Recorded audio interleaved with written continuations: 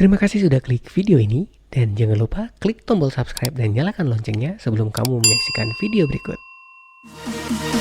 Hey, gue DP Putra dan lu lagi dengerin The Podcast.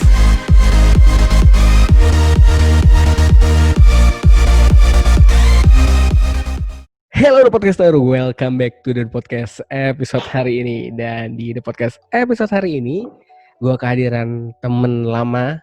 Kali ini sudah ada Yoga Satu Ika. Hai Ga, apa kabar? Halo. Ini teman-teman lama yang memang sering dulu kita pernah terlibat dalam satu organisasi bareng. Ini sering mengomentari saya ketika saya berada di jalur yang salah, dilurusin lagi. Ini orang yang paling tepat untuk saya ajak ngobrol kali ini. Tapi sebelum kita masuk ke topik, stop dulu di situ. Saya mau tanya nih, saya udah lama banget gak ketemu sama Yoga. Kita terakhir kayaknya ujian skripsi bareng ya? Enggak nih. Enggak, aku duluan. Ya, Yoga duluan. Nah, itu udah berarti teman saya udah sukses dulu. Kamu lulus berapa? Lulus tahun berapa sih? 2014 sih kemarin. Oh, kita samaan berarti, Pe? Iya, cuman kita samaan. Cuman kamu masuknya yang di Maret, aku di Agustus. Oh iya ya, aku lupa. Tunggu, aku cek dulu. Oh iya, aku Maret. Wes sombong dari belakang. Gimana kabarnya nih? Udah lama nih ya? Oh sehat banget. Perut makin gede. Ya itu tanda kemakmuran sih biasanya. Tanda kemakmuran atau kebanyakan makan sama ya, beda-beda tipis. Antara pandemi kebanyakan di rumah sama banyak makan tuh emang beda tipis sih. Alasan. Iya. Gimana? Sekarang lagi sibuk apa nih Ga? Belakangan. Sekarang ya aku trading aja sih. Udah bosan kerja kantoran, aku pulang ke rumah ya trading. Aku kan tahun 2017 pulang ke Bali. Oh iya. Trading aja sekarang. Oh, fokus di trading. Terakhir kan setahuku di bank swasta itu kan? Bank nasional. Enggak swasta, BUMN aku. BUMN. Oh iya. Terakhir di sana. Terus akhirnya pulang ke Bali, sekarang fokus di trading.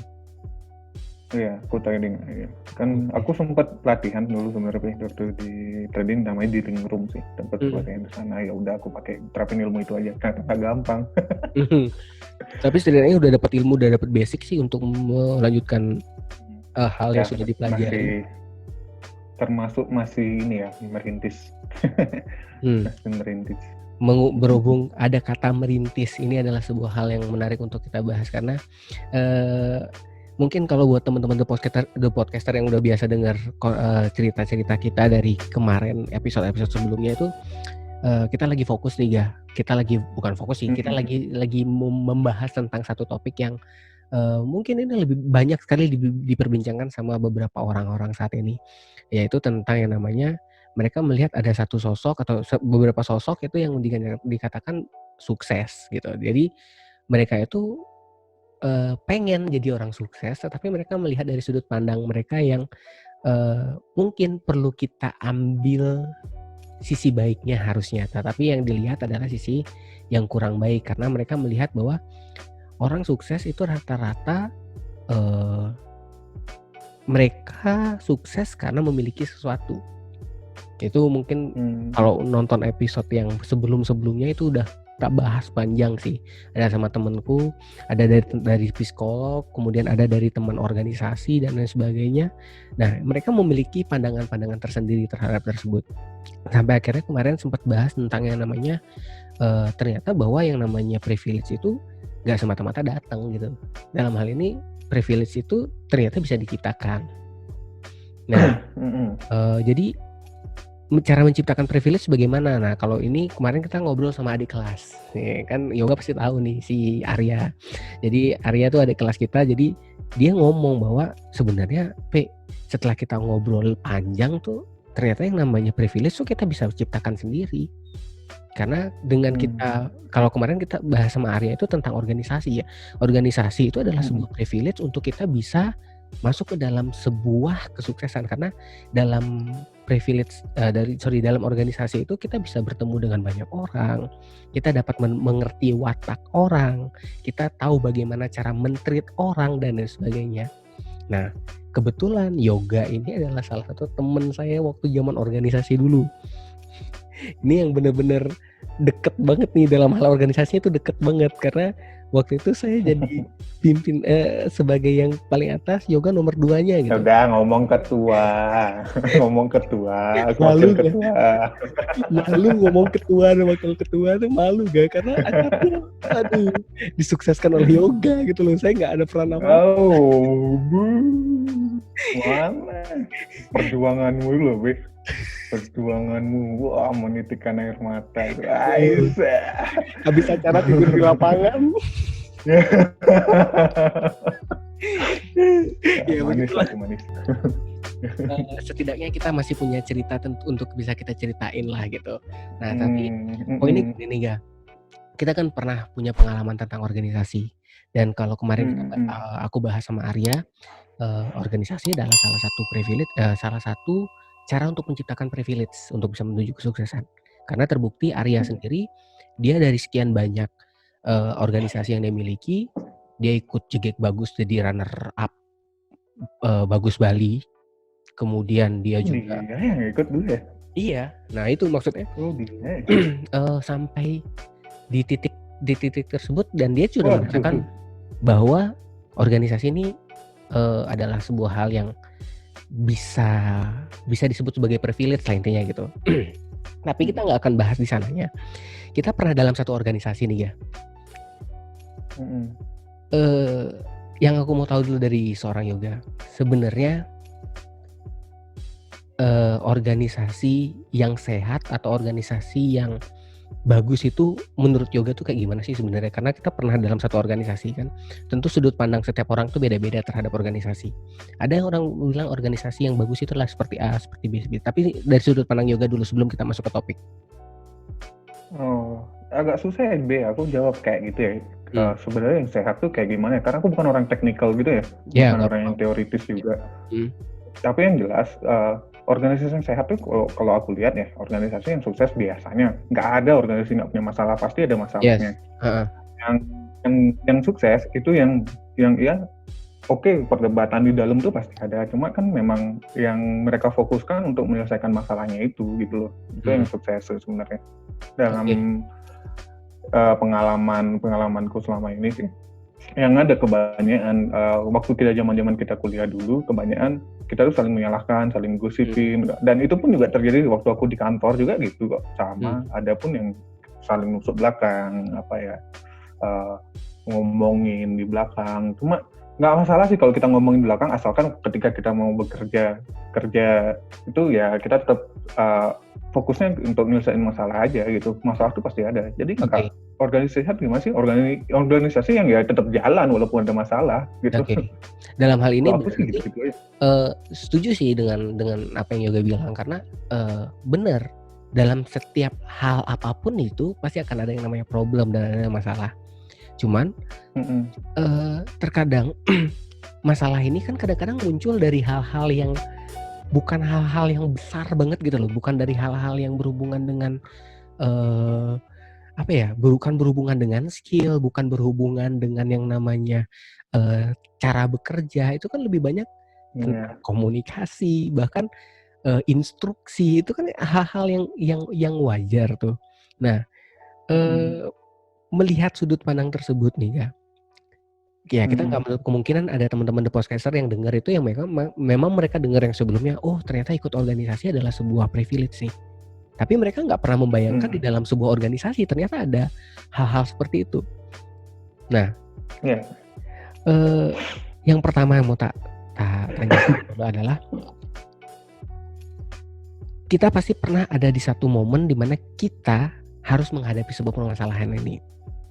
Ya mungkin kita anggap satu contoh ya. Kita punya masalah kalau di organisasi yang paling umum itu adalah tentang orang baru atau mungkin orang yang belum punya pengalaman mengambil sebuah pekerjaan. Nah, biasanya mereka ini akan jadi sasaran dari senior. Biasanya. Nah, pengalaman pribadi, Be. Aduh, nggak bisa ngomong. Ya tapi maksudnya adalah pasti mereka akan mengambil si senior ini pasti akan memberikan apa ya istilahnya, semacam arahan. Habis itu mereka mengharapkan bahwa apa yang mereka berikan itu dilakukan dan lain sebagainya. Padahal sebenarnya kalau kita lihat potensi si orang yang dilihat tidak berpotensi tersebut, padahal sebenarnya dia berpotensi banget loh sebenarnya. Nah, kira-kira nih ya, kan sebagai orang yang biasa meluruskan saya ketika saya lagi bengkok pada zaman di organisasi, ini sebenarnya menurut Yoga nih gimana sih sebenarnya kondisi ini harus bagaimana, dan mungkin kan kita nggak bisa menghindari gitu loh yang namanya orang yang senioritas yang mau mengarahkan kita tuh, kan kita nggak bisa hindarin tuh. Nah ini yang harus dibekalin dari diri kita itu apa gitu loh, ditambah lagi dengan intervensi. Emang agak susah ya kalau kita ngomongin senioritas itu. Mau dilawan salah, nggak dilawan ya kita dibilang campah. Nah itu. Mau dilawan campah, nggak dilawan salah gitu. Iya. Agak susah kalau senioritas itu memang ya gimana ya. Yang penting kita jalanin aja sih. Tapi kan seringkali kayak kasus kita dulu, kita sering disalah-salahin gitu. Ya itu kan wajar lah, mereka tidak mengalami apa yang kita alami. Nah maksudnya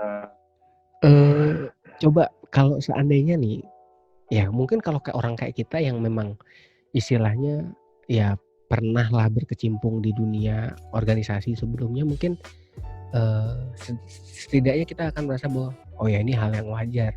Tapi kalau kita berpikir bahwa seandainya nih orang yang benar-benar baru nih ketemu hal yang seperti itu gak, tentu ini adalah sebuah hal yang ya sebenarnya gini, kalau kita ngeliat kayak tunggu dulu, kita ngeliatnya dari sisi perspektif mana dulu. Kalau perspektifnya, wah aku ini dikerjain gitu, ya susah, nggak belajar. Tapi kalau kita ngeliatnya dari ini pengalaman baru bro gitu, ya di sana kamu bisa menemukan privilege, bukan gitu loh. Yes.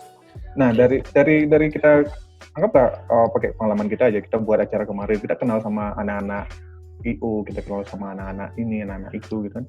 Yes. Itu aja udah punya privilege, kita udah punya channel lah gitu. Entahlah privilege atau apa, aku nggak terlalu ngerti kalau privilege itu, tapi menurutku memang ya kesuksesan itu sebagian besar kita harus punya, kalau istilahnya sampi gitu. Sampi itu orang dalam, aku lupa singkatannya sampi. Ya itu. Ya memang itu benar kan, kalau kita ngitupin ke dunia nyata, kadang-kadang kita memiliki usaha yang sama beratnya dengan orang lain, tapi karena orang lain itu sudah punya channel dan privilege, anggaplah privilege gitu. Jadi mereka akan lebih sukses dari kita gitu. Jadi kita ya nggak usah, kalau aku ya jadi orang di pengalamanku yang sekarang ya nggak usah gini, nggak usah iri gitu loh, biasa aja. Kalau memang aku pengennya lebih, ya aku memang harus usaha lebih berat dari dia, itu wajar. Itu kayak diri aja sih sebenarnya kalau aku ya. Kita ngeliat perspektif lu, itu gimana sih kalau seorang anak baru disuruh jadi panitia padahal dia belum pengerjaan lu, terus kenapa ya kerjain aja, kenapa sih? Kalau mau belajar, kalau misalnya memang udah berat banget kita disalah-salahin, ya udah sih salah sendiri milih. Kayak protes aja. Ini siapa yang memilihin aku dulu gitu protes. Tuh dia cuma kakak kelas, beda berapa tahun sih di atas kita, ngapain takut? Badan kurusan dari kita. Pengalaman. Sebut fisik spesifik sekali. Ya, nggak, pada dasarnya sih gini. Kan di balik itu kan kayak teman lah. Yes, maksudnya ya.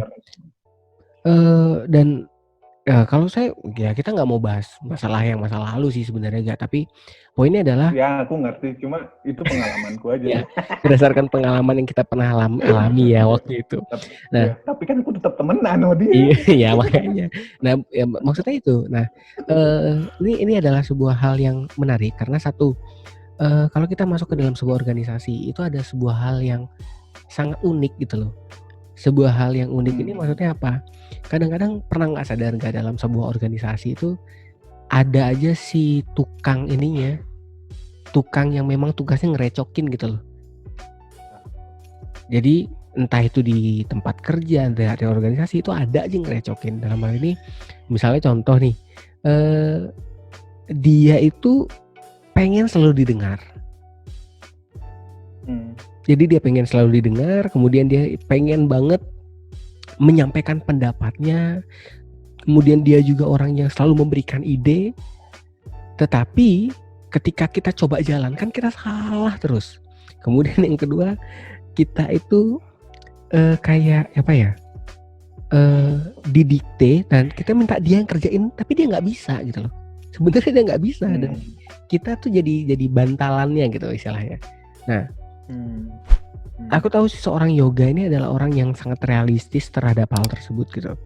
Nah, dan tidak semua orang memiliki pandangan yang serealistis yoga. Kalau yoga kan sifat bodoh amatnya tuh tinggi banget sih. Jadi kalau diomongin sama orang ya bodoh amat gitu. Jadi ini cara saya bahkan bisa diteriakin ala rock metal gitu kan, yoga banget itu. Nah, kira-kira sudut dari pandangan yoga nih terhadap orang-orang yang seperti itu nih ya. Karena tentu orang yang sedang baru masuk ke organisasi mereka perlu sudut pandang ini. Karena mereka sedang mencari privilege mereka, siapa tahu karena di kemudian hari orang-orang seperti itu ternyata ya kita nggak menutup kemungkinan ya orang yang seperti itu rata-rata punya orang dalam, punya jabatan endingnya. Gitu. Ya sampi yang aku bilang tadi. Itu ada singkatannya, aku lupa singkatannya sampi itu apa ya. Ya itu. Nah, ya orang yang kayak gitu ya. Gini, ini ngomongin yoga yang berumur 30 tahun ya.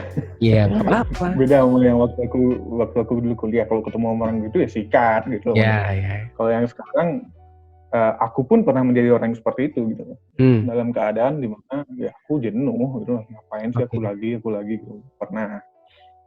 Terus dan aku juga apa ya, kalau ketemu orang kayak gitu kayak aku ya udah sih, aku kayak maklumi ya, kita ada di satu organisasi banyak kepala banyak karakter, ya wajar aja ada orang kayak gitu maklumi dia misalnya protes aja ya. Karena itu balik lagi, aku nggak tahu ya, aku dianugerahi sifat yang terlihat bodoh amat, sebenarnya sih nggak juga, tapi aku kepikiran juga sebenarnya. Nah itu dia. Aku terlihat bodoh amat ya kayak gitu, jadi aku ya kalau kamu misalnya ngomong aja, ngapain aku dengerin kamu gitu. Kamu bilang A tapi kamu nggak mau ngerjain A, ngapain sih aku terlalu dengerin, gitu aja sih kalau aku ya. Tapi kan dibalik itu ya, dalam pengalamanku orang seperti apapun berguna buat kita gitu. Kalau kita ketemu orang kayak gitu ya sudahlah, kita maklumi aja. Anggap aja kayak angin sepoi-sepoi lewat, udah bodo amat. Tapi dia tetap orang ya, bagian organisasi kita aja. Pada suatu saat nanti secara profesional kita harus menendang dia, kita tendang gitu. Ya, kalau tidak bisa dibina ya dibinasakan, itu kan biasa. Bahasa wajib itu, binasakan. Itu hal yang wajar, tapi dibalik itu secara personal itu kita tidak ada apa-apa gitu. Maksudnya kita tetap teman gitu. Ya mungkin nggak enak punya musuh kan? Iya betul, nggak enak banget sih. Mungkin dalam hal ini kita bisa bilang bahwa ya jalan menuju privilege itu susah memang. Pada dasarnya memang susah. Makanya kalau kemarin makanya kalau kemarin kita ngomong yang tak posting di salah satu sosial media tentang tweet yang terkait dengan privilege ini, di situ ada kontroversi juga, Gah. Jadi ada beberapa orang yang menyatakan, oh iya benar, yang namanya sukses tuh karena privilege, benar. Tetapi ada orang yang aku juga salah satu orang yang bilang itu benar. Tapi ada orang juga yang bilang bahwa yang namanya privilege, jangan membahas privilege ini dari hubungan start and finish. Jangan bahas privilege ini dari sisi si anak. Bahaslah dari sisi pendahulunya. Entah itu dari awalnya ya. Betul. Jadi yang namanya privilege itu bisa didapatkan. Itu kontroversi itu di bawahnya. Malah dari situlah akhirnya aku kepikiran bahwa oh ya benar ya. Organisasi ini bisa jadi salah satu privilege, dan yang kita bahas tadi, yang namanya ikut organisasi tidak mungkin seperti teman kita si Arya. Dia mungkin kelihatannya enak banget nih, wow ikut organisasi A jadi ketua sukses, kemudian ikut jegek Bagus Bali dapat jadi runner up Bagus Bali, kemudian dia bisa jadi kerja di sini. Mungkin orang ngelihatnya enak gitu, bener nggak? Orang ngelihatnya tuh simple, sepele. Oh dia sukses orangnya, oh dia tuh sekarang udah maju, udah keren. Tapi ternyata di balik semua itu seperti yang kita bahas tadi, ada aja peritilan-peritilan kecil yang mungkin tidak semua orang bisa lewatin. Nah kalau Koi sendiri gimana nggak? Ketika, karena kita lihat dari sudut pandang sekarang aja ya, kita pernah menghadapi orang-orang yang seperti itu.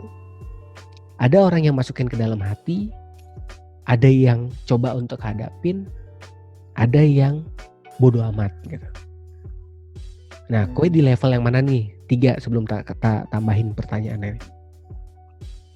Ada yang apa nih dengan orang yang tadi yang ya orang yang kita bahas tadi. Jadi dia memang orang karakter di dalam organisasi itu kan pasti akan ada itu yang seperti itu. Ada yang kayak gitu. Tapi bagaimana cara penyelesaian? Apalagi kita udah berada di lingkungan kerja lah pada dasarnya, Ga. Ini berarti gini loh, Pi. Kalau aku dilihat dari sama teman-teman sesama organisasi, aku kan berusaha terlihat bodoh amat. Tapi secara pribadi sih aku lebih ke menghadapi ya. Aku pikirin kok itu sebenarnya gimana cara ngadepin dia, aku hadapin kok. Aku lebih ke sana sih. Jadi ada dua sisi sih sebenarnya. Tapi biar teman-temanku ngeliat itu bodoh amat. Biar aku nggak tahu ya kenapa gitu ya. Tujuannya mungkin lebih ke jaga perasaan kali. Lebih kayak kan jaga perasaan deh kayak. Oke. Perasaan aja. Oke, menarik. Berarti Yoga adalah 2 karakter yang dicoba ditonjolkan. Yang pertama adalah berusaha untuk bodo amat di depan teman-teman. Kemudian selanjutnya berusaha untuk memikirkan ketika dalam kondisi sendiri, ya kan? Iya. Ya. Nah, oke. Itu adalah cara Yoga menyelesaikan permasalahan dalam dunia organisasi. Nah, sekarang aku tanya setelah beberapa waktu itu berlanjut sampai akhirnya apalagi seorang Yoga kemarin bekerja itu kalau nggak salah dari jalur ini ya jalur khusus ya Gaya. Iya. Itu jalur khusus. Jalur dari khusus. Jalur lansia. Jalurnya orang-orang lansia. Kerja di bank, kerja bank yang bank BUMN dan satu-satunya dari Bali kan Gak? Iya. Satu-satunya dari Bali. Nah itu. Dua orang. Dua orang dari Bali. Nah setelah kita menghadapi problem-problem seperti itu di organisasi, masuk ke dalam dunia kerja, apakah hal tersebut dapat membantu atau misalnya dalam hal ini ada nggak sih kegunaannya saya mempelajari hal tersebut dalam organisasi? Iya, organisasi itu berguna banget waktu di tempat kerja, serius. Itu berguna banget karena kita ketemu banyak orang tuh. Itu benar di dunia kerja. Segala sesuatu yang terasa di kuliah itu cupu. Jadi dunia kuliah itu cupu. Apalagi kalau kita kerja di dunia kerja. Iya. Yang tidak bisa dibelokkan. Nah berarti itu boleh sharing sedikit dong nggak? Misalnya, iya nih waktu kemarin pas kita di organisasi kan kita bahas nih orang-orang yang nyinyir model begitu kita sikat sih ladeni, bahkan kita buat kelompok sendiri untuk meladeni hal tersebut. Nah tapi untuk seorang Yoga di pas dunia kerja, apakah hal tersebut terjadi kembali atau mungkin ternyata waktu awal-awal aku kerja itu mungkin aku ikut kelompok ya karena masih kebawa kuliah ya. Tapi pada akhirnya aku mau memisahkan diri dari siapapun loh, Oh ya? Aku nggak mau ikut kubu-kubuan lah gitu. Misalnya ada kok, misalnya nih, aku bagian waktu itu, bagian terakhir aku bagian namanya bagian bisnis. Nah ada bagian audit. Oke. Di awal-awal ya kita bentuk namanya audit, bisnis di audit kan susah ya, ekspensif. Nah bagian bisnis di audit susah, tapi pada akhirnya aku mulai mengerti kenapa dia begini, kenapa dia harus sekaku ini, karena dia tidak mengalami apa yang kita alami. Kenapa kita harus sedih, kita benci sama dia karena kita tidak mengalami apa yang dia. Aku ngerti dari itu, padahal di luar itu loh, aku kenal sama orang yang auditor yang paling nggak disukai lah gitu. Yeah. Dia kalau kita ngajak ngobrol biasa itu enak orangnya gitu. Ya itu karena memang profesionalnya dia begitu ya, dia bersikap profesional aja gitu. Jadi aku memisahkan itu aja sih sebenarnya. Nah di dunia kerja yang terjadi adalah akan ada namanya saling bacok, saling menjelekkan. itu ya negatifnya. Tapi ada juga yang syukurnya di unitku orangnya yang solid. Orangnya yang asik semua ada di unitku. Itu privilege sih dapat tim yang memang benar-benar solid dan lain sebagainya. Nah, tapi kalau kita balik lagi ke topik kita beruntung, tadi, bukan privilege sih. Ya, beruntung. Tapi kalau kita balik ke topik kita tadi bahwa ternyata bahwa endingnya dalam sebuah organisasi yang kita pelajari tadi, organisasi khususnya menghadapi orang-orang dengan karakteristik yang tadi kita bahas ya, karakteristik yang cuman mau didengar, karakteristik yang mau menggurui, karakteristik orang yang sukanya merintah tanpa tahu bagaimana cara menyelesaikan masalah. Itu pada akhirnya kepakai di dunia kerja, dan bahkan mungkin seorang yoga pun akhirnya mengevaluasi diri, benar nggak sih? Enggak juga. Aku ketemu orang kayak gitu tempat kerja ada apa ya? Ada, sumpah ada. Ya, yang aku lakukan adalah ya aku di tempat kerja aku terlihat bodoh amat ya kayak tadi. Kalau ketemu dia ya aku berusaha bagaimana cara menghadapi dia ya cari celah buat nyeka aja gitu loh. Cari celah buat menghadapi aja gitu. Karena gimana? Sebenarnya urusan di kantorku nggak mulus-mulus amat. Aku pernah berantem sama bos besar loh. Dan itu terjadi sama kehidupanku ya karena aku nyablak itu gitu. Aku pernah berantem sama bosku pernah. Tapi ya bukan berarti aku bodoh amat. Aku dimarahin, di karirku agak sedikit kacau. Di sana ya aku kepikiran, tapi di kantor aku terlihat bodoh amat. Mungkin bukan karena jaga perasaan, karena biar kelihatan menang aja. Oh iya. Nggak mau kelihatan ngalah. Oke, mungkin itu adalah sebuah hal yang benar sih.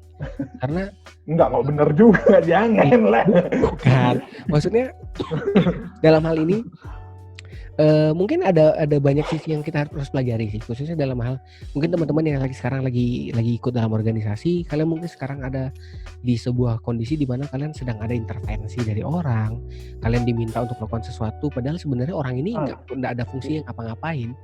Nah, ya, yang paling pas itu temukan cara untuk menghadapinya. Yes, betul. Biasanya orang kayak gitu paling gampang sih dihadapin beneran.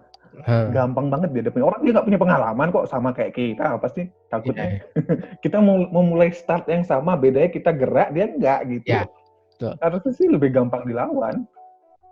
Endingnya kita menyelesaikan tugas kan, jobnya kita selesai, job done itu kan. Endingnya di job dan bukan on. Dan dia pasti protes gitu loh. Nah, dia pasti protes. Orang kayak gitu pasti protes. Nggak mungkin nggak protes. Sumpah, aku temanku yang dulu kayak gitu ya. Apapun yang kita lakukan dia protes. Mau benar mau salah protes. Itu terjadi. Nah, jadi ya buat apa ya?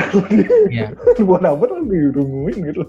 Oke, itu kita udah dapat dua perspektif loh, Ga. Dalam hal ini pembicaraan. Kalau secara nggak langsung kita udah dapat dua perspektif bahwa organisasi itu bukan semudah kita membuat sebuah membuat sesuatu gitu. Kalau kita kan dulu event itu orang lihat kan, wah buat dia ngundang ini, dia nggak tahu organisasi di belakangnya itu seperti apa.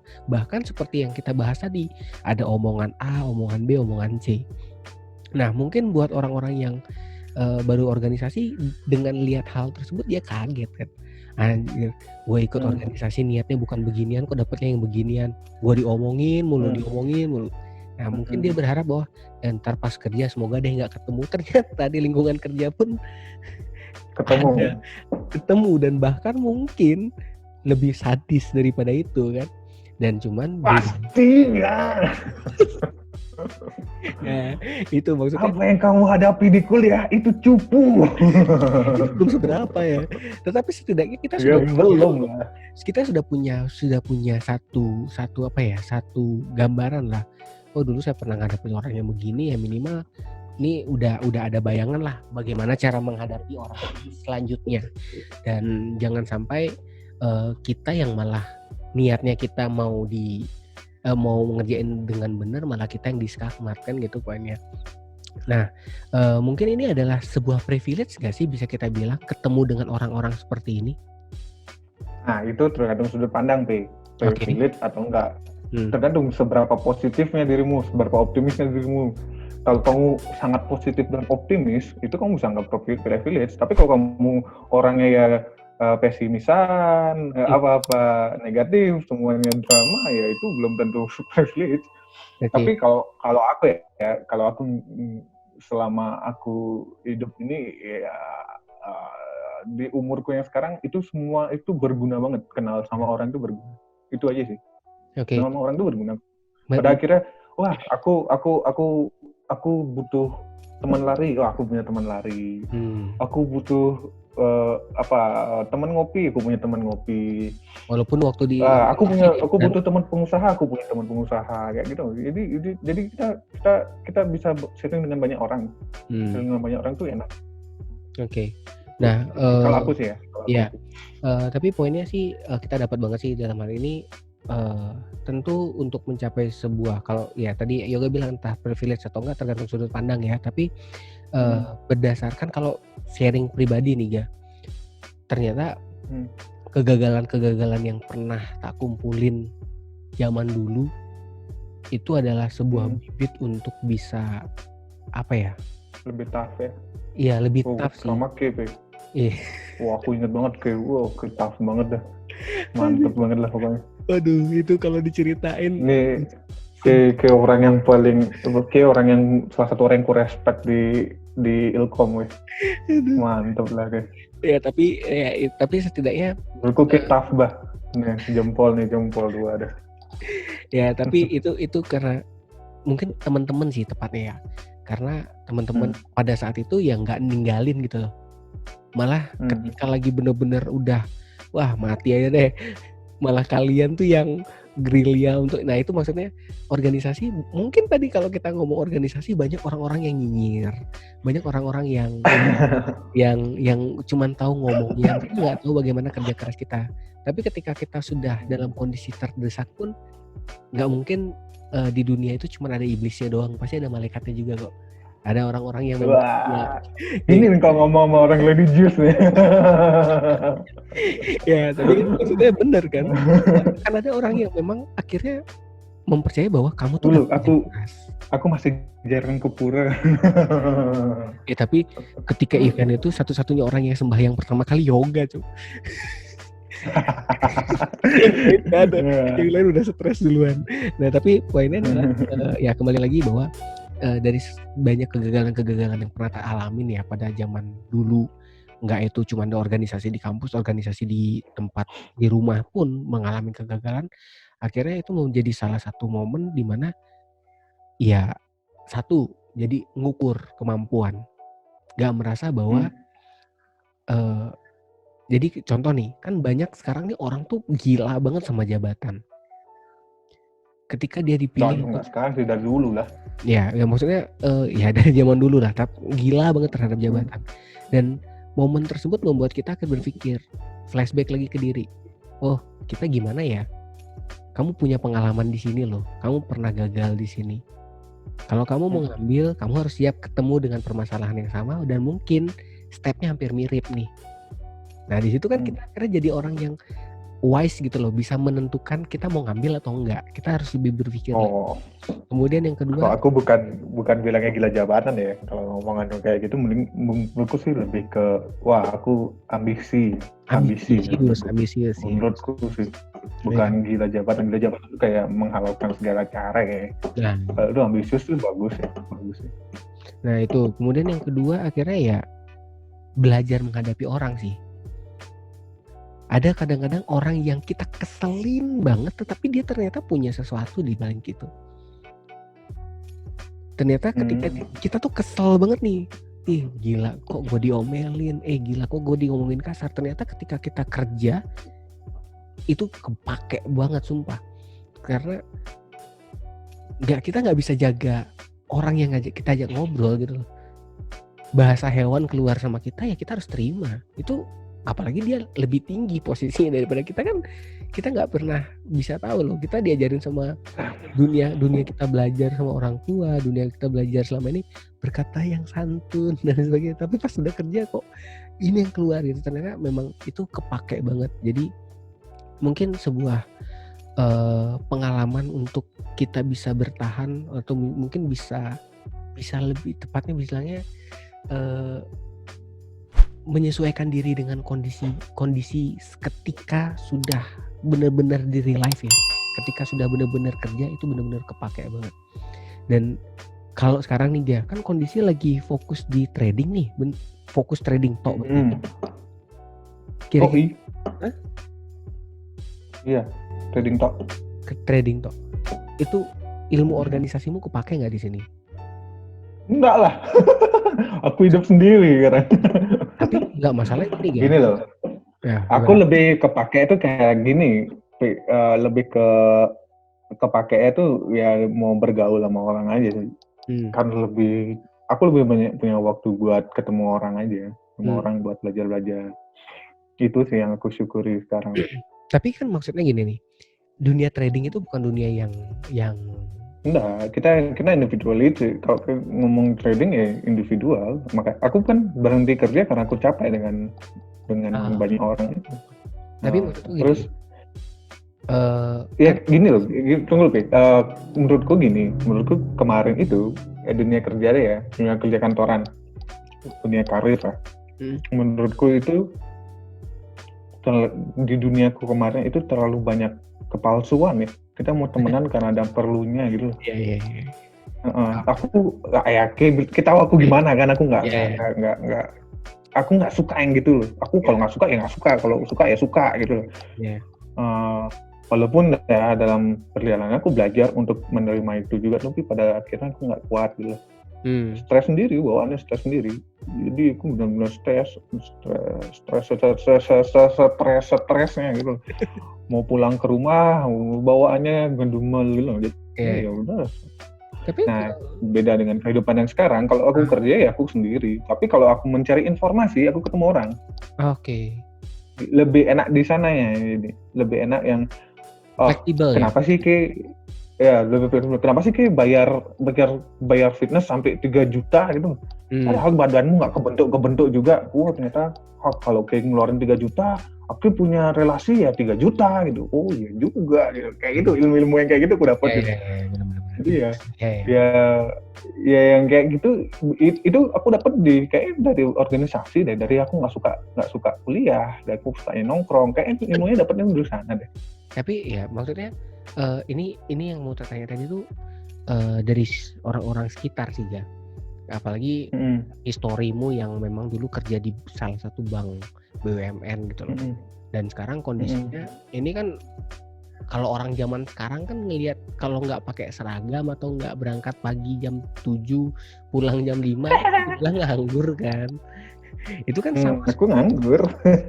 orang nyinyir di organisasi tadi gitu loh.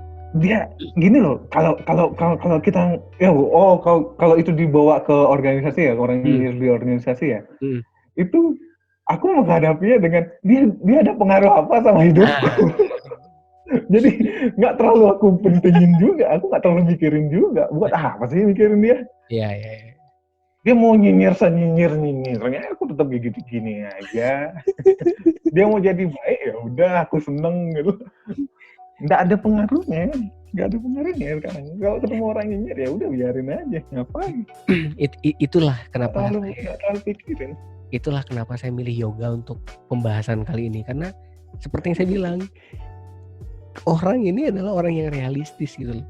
Selama Anda tidak mengganggu saya, selama omongan Anda tidak mengganggu saya, ya saya bodo amat, saya terima. Tapi kalau sudah mengganggu, ya urusan lu urus sendiri.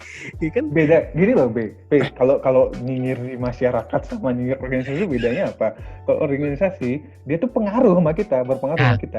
Kalau masyarakat nggak ngaruh gitu loh masalahnya. Jadi ya bodo amatnya bisa bodo amat tanpa harus dipikirin gitu. Yes. Nah itu apa pernah baca buku itu gak?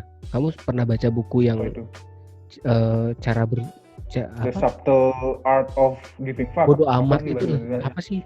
ya sebuah seni untuk bersikap bodo amat ya. Iya. Apa Iya. itu Baca. pernah baca. Berarti apakah itu juga Baca. salah satu ininya pendorongnya sehingga Apa? kamu bisa berada di posisi sekarang?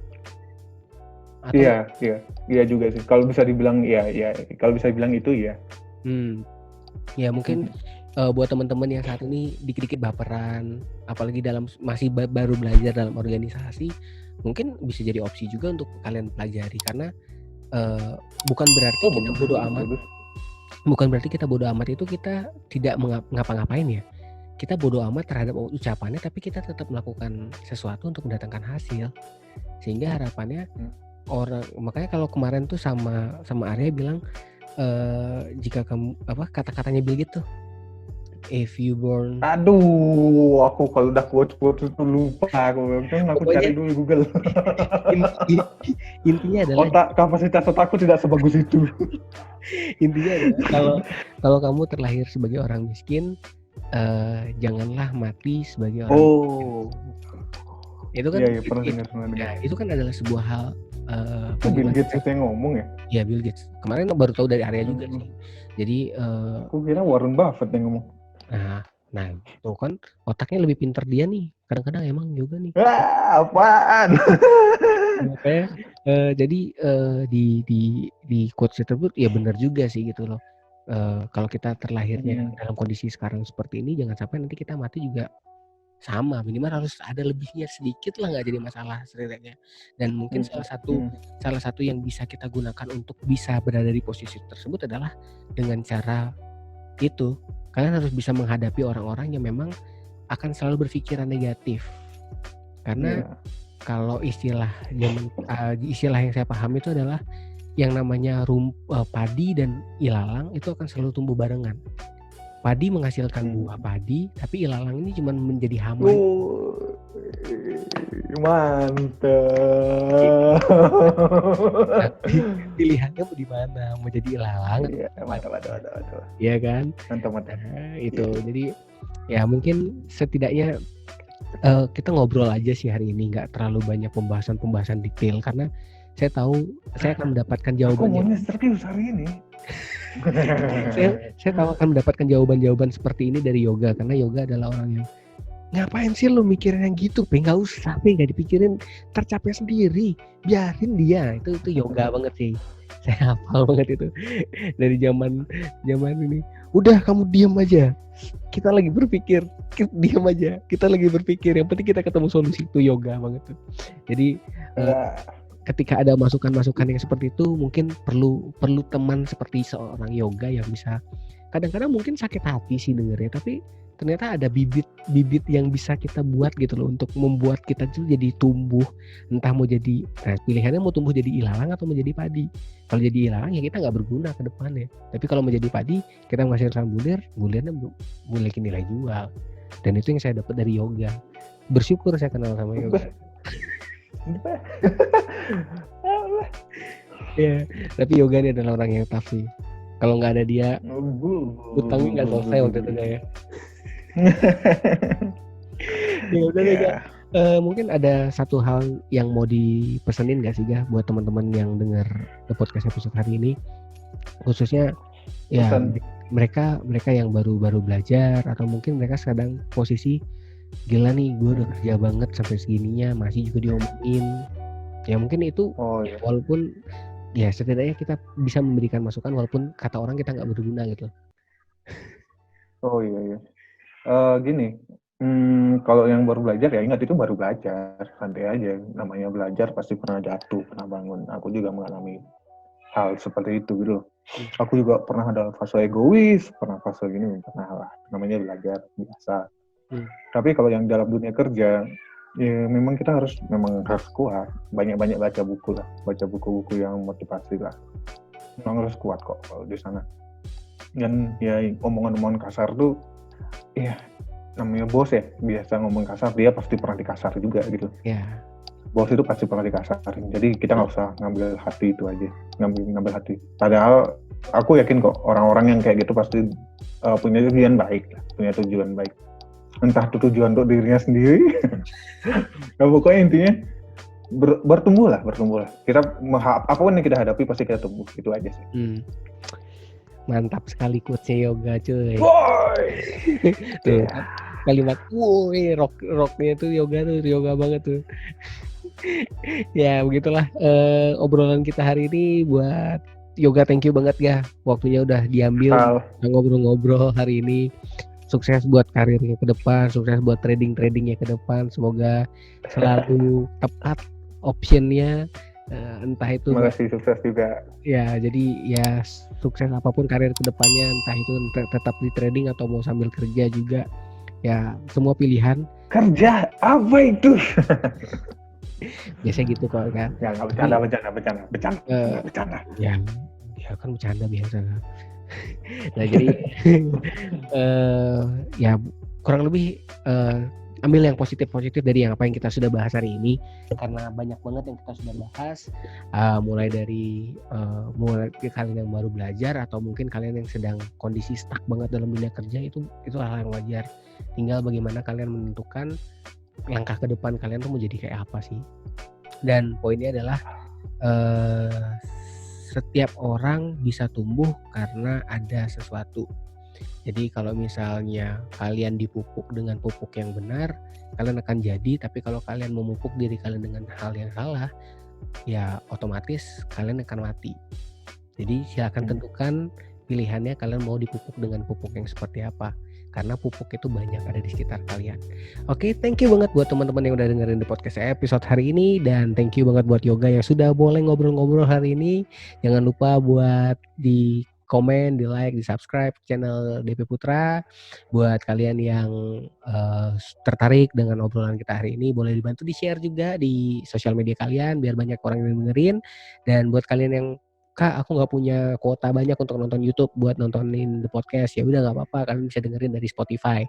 Ya tinggal kalian cari The Podcast, nanti kalian akan ketemu konten The Podcast. Jadi bisa didengerin sambil naik motor, kalian dengerin sambil kerja di kantor.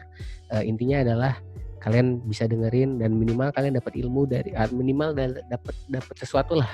Ya bukan hanya ilmu aja ya, siapa tahu harapannya kalian dapat tekniknya begini ya minimal, walaupun obrolannya kita hanya sebatas ngobrol.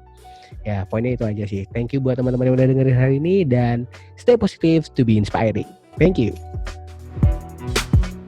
Terima kasih udah dengerin. Sampai ketemu di The Podcast selanjutnya.